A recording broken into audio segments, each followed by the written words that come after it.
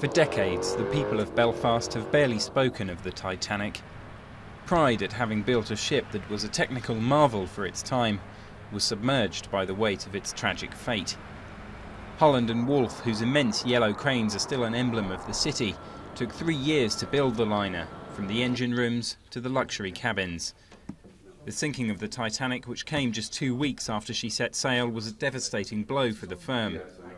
It's always been a very difficult subject for Holland and Wolff. We are proud of the vessels that we have built, and obviously we're very proud of the crew who tried their very best, and we're proud of our own employees who unfortunately went down with the vessel. But there's a grief element to this. I mean, we built it as best as we could, but it just wasn't enough.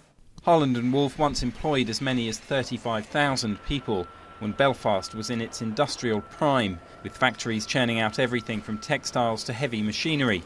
Quite a feat for a small city by the Irish Sea. All of this industrial activity was happening in a city where there was no natural resources for this kind of industry. There's no iron here, there's no coal. All of this had to be imported. So on top of the actual production of goods, there was a massive amount of import and export as well, making the docks amongst the busiest in the world as well.